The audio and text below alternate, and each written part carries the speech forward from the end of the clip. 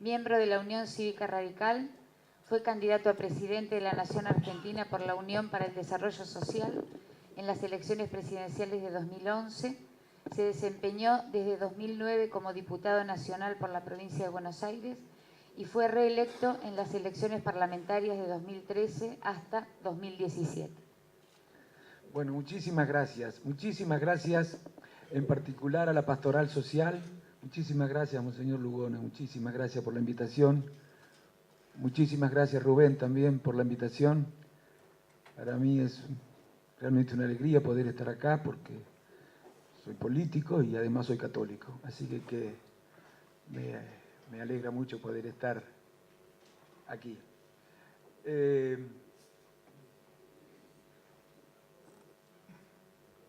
Hace poco escuché a un dirigente importante, una dirigente importante, decir que la democracia tiene muchas deudas con la sociedad argentina. Yo sé cuáles fueron las intenciones de su palabra, claro.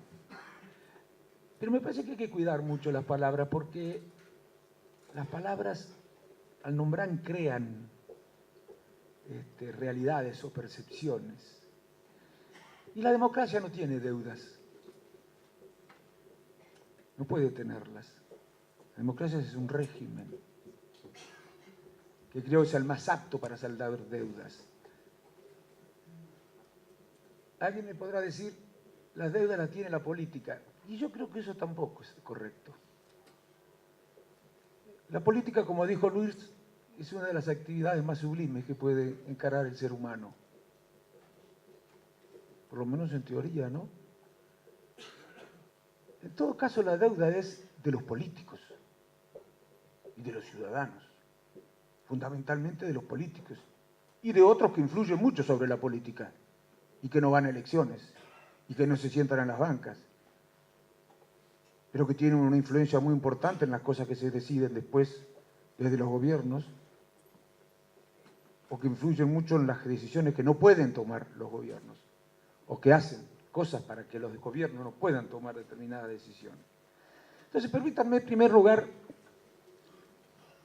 aclarando antes que es un tema muy complejo, muy difícil, recuperar la confianza en la política, muy complejo, podríamos escribir un libro. Además, necesitaríamos un análisis sociológico, antropológico, filosófico, político, económico, para abordar el tema de la relación entre la sociedad y la política.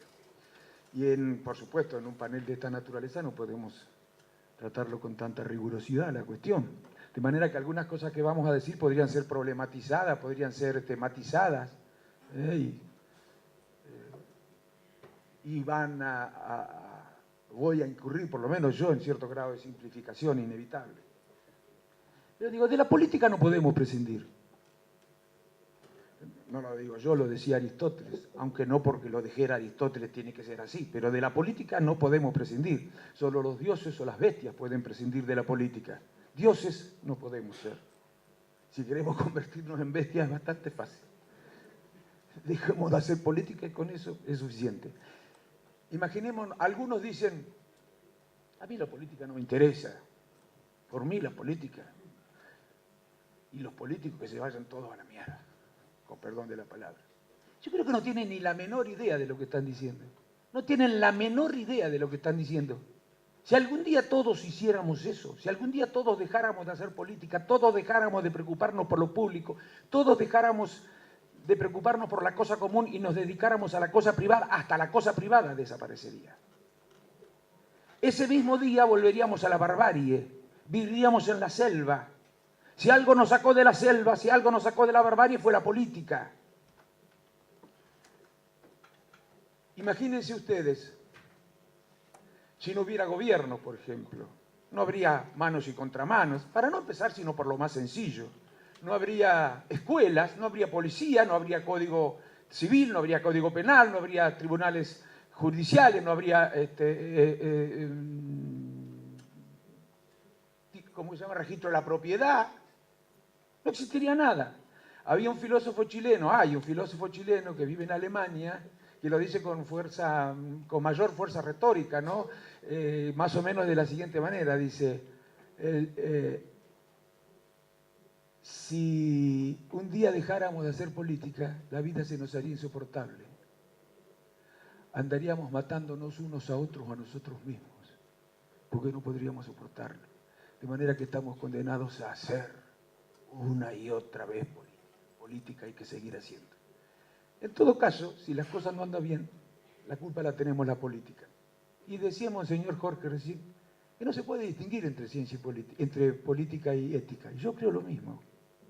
Sé que no son la misma cosa. Mejor dicho, que no se puede creer que son dimensiones autónomas. Son distintas, pero no son autónomas.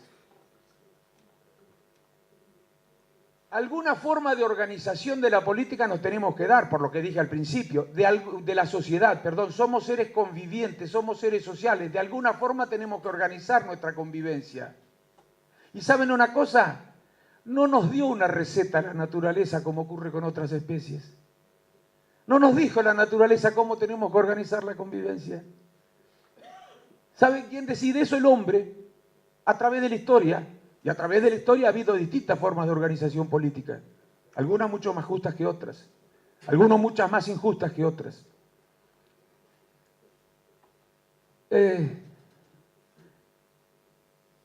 La organización de la sociedad es la tarea de la política. ¿Qué es la política? Es la tarea que tiene por objeto organizar la convivencia social. Eso es la política. Yo sé que es un término polisémico y hasta contradictorio, porque a veces decimos, el neoliberalismo no tiene políticas económicas, y después decimos la política económica del neoliberalismo, con lo cual es claramente contradictorio. Pero bueno, la política para mí es la tarea que tiene por objeto organizar la sociedad. Alguna forma de organización de la sociedad nos tenemos que dar. De manera que negarla es suicida, volver a la barbarie. Ahora, si la organización de la sociedad y la política es una actividad del hombre, ¿por qué va a estar exenta del examen ético? Como cualquier otra actividad realizada por el ser humano es susceptible de ser observada desde un punto de vista ético, ¿o no? Entonces yo diría, por lo menos para mí la política, y creo que para que todos los que estamos acá, es aquella tarea que tiene por objeto organizar la sociedad de manera tal que cada uno de sus miembros pueda vivir con dignidad. Eso es realmente la política para mí. Alguien me podrá decir, pero es que alguien puede decir que la política es la tarea que tiene por objeto organizar la sociedad de manera que solo unos pocos puedan vivir con dignidad. No, nadie va a decir semejante cosa. Pero ¿sabe qué van a decir? Y está escrito. No es que yo estoy presuponiendo, está escrito. Algunos dicen, la dignidad es un asunto personal. A ver, ¿qué es la dignidad? Es difícil. La Declaración de los Derechos del Hombre, ahí más o menos, si la cumplimos, eso haría que la vida en sociedad pueda ser más digna. Había un humorista español que lo dibuja a Dios, a Jesús, leyendo el artículo de la Declaración de los Derechos del Hombre, dice, qué extraordinario, dice, hacía tiempo, desde los primeros tiempos que no leía una declaración tan extraordinaria como esta que consagra los derechos humanos del hombre, ¿no? Bueno. Yo diría, para ser más sencillo, para no leerle cada uno de los derechos que consagra la Declaración de los Derechos Humanos del Hombre, diría siguiente, la dignidad es libertad como mínimo y, como dicen los compañeros, justicia social, como decimos nosotros, igualdad. Si no existen las dos, se agravia de la dignidad. Es muy difícil, es una tensión muy grande entre las dos que hay. Pero tiene que la política realizar eso. ¿Qué dice otra gente? La dignidad es un asunto personal, la igualdad es un asunto personal. Simplemente tenemos que garantizar la libertad para que cada uno se pueda, por sus propios medios, con su propio esfuerzo, garantizarse además la igualdad y la dignidad. Despolitizan la dignidad. Desde mi punto de vista es responsabilidad de la política la dignidad. responsabilidad de la política es organizar sociedades donde cada uno pueda vivir con dignidad, libremente, pero también con las condiciones materiales que le permitan efectivamente ejercer esa libertad, que eso es la igualdad. Ahora, muy bien, ya termino. Esto no tiene la Argentina. No tiene la Argentina, ni el mundo. Ni el mundo. No tiene una sociedad organizada de manera tal, y no es que esté organizada con el propósito de producir injusticia, está organizada de manera tal que no puede dejar de producir injusticia, y con la injusticia agravios a la dignidad.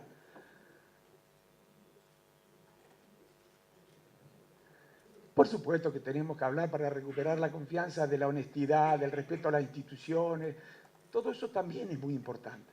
Pero se puede ser muy honesto, muy respetuoso de las instituciones y aplicar políticas económicas que generan pobreza. Esto es lo que hay que enseñarle a la gente, porque cree que con ser honesto y ser republicano se alcanza a resolver todos los problemas. Y se termina con la pobreza. Lo que hay que construir en la Argentina es una sociedad más justa. No se hace rápido, ¿eh? No hay que ser demagogo, no se hace en el tiempo, porque ahora acá estamos hablando en teoría, y las cosas no son en teoría, son en la realidad, son en la práctica. Entonces yo voy a tirarle una idea que para mí podría resolver los problemas y podría recuperar la confianza aún antes de que se den los resultados. Es la siguiente.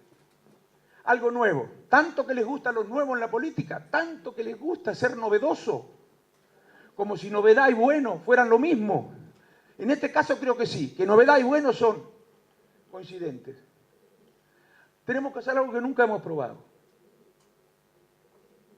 Para ello hay que terminar con la grieta, para hacer lo que les digo. Terminar con el diagnóstico de que la culpa la tiene toda el otro. Terminar con la intolerancia y con los que se sienten dueños de la verdad. Terminar con esa actitud propia de quienes le atribuyen al que piensa diferente intenciones perversas, ridículas, para poderlo criticar con más facilidad. Terminar con esa enemistad entre el que piensa de una manera y el que piensa de manera diferente. Y apaciguar además a la sociedad. Y poner en marcha un proceso de diálogo y acuerdo entre las principales fuerzas políticas. El que no quiera que diga que no. No contratos de adhesión, ¿eh? No. De diálogo. Para el mediano y el largo plazo. Habría que iniciar ya uno para el corto. De mediano y largo plazo.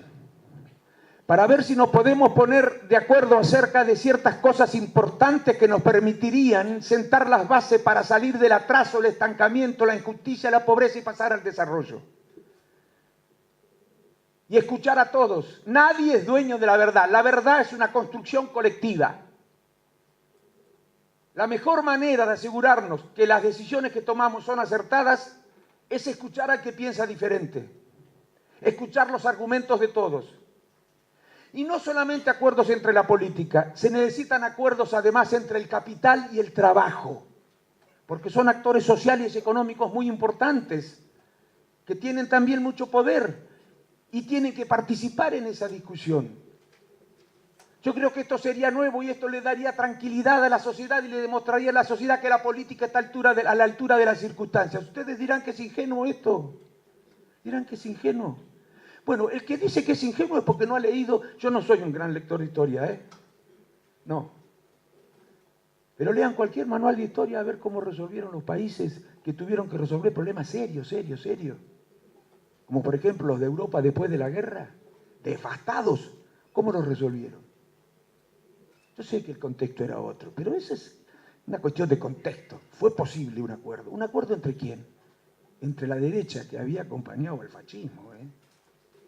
Claro, después de la Segunda Guerra, había acompañado al fascismo gran parte de la derecha, entre el capital que había acompañado, callado, al fascismo, y la izquierda que había combatido al fascismo. Y además, no solo entre los políticos de izquierda y de derecha, sino entre el capital que había acompañado también, y el trabajo. Fue un acuerdo, soluciones de compromiso. Así se avanza a través de la historia. Así han avanzado los países a través de la historia. ¿Saben cómo se llama ese acuerdo? Estado de bienestar. Estado social de derecho. 40 años de crecimiento como nunca se había registrado en el mundo. Movilidad social como nunca se había registrado en el mundo. Justicia social como nunca se había registrado en el mundo. Cohesión social como nunca se había registrado en el mundo. Tiempos de paz interior como nunca habían existido en esos países. Yo creo que eso es lo que se necesita en la Argentina. Pero tiene mala prensa el acuerdo. ¿Por qué? Porque el acuerdo y los consensos son procedimientos democráticos de toma de decisiones y algunos quieren ser exclusivamente ellos los que influyen en las decisiones de los gobiernos. No les gusta mucho a algunos que otros influyan en los contenidos de las decisiones de los gobiernos. Entonces tenemos que hacer docencia a todos los partidos políticos. Tenemos que hacer docencia y decir que esta es una de las maneras que tenemos para salir de la crisis. Y le pido a la Iglesia una cosa. Tiene una gran autoridad moral. Una gran autoridad moral. La Iglesia, bueno, lo viene diciendo, la cultura del encuentro se llama. Pero además creo que este diálogo debería estar aparaguado, si existiera la palabra, por la Iglesia Católica, por los credos, por los distintos credos, porque poseen la autoridad moral y porque no van a elecciones y nadie va a pensar que están tratando de hacer algo para poderlo rentabilizar en términos electorales.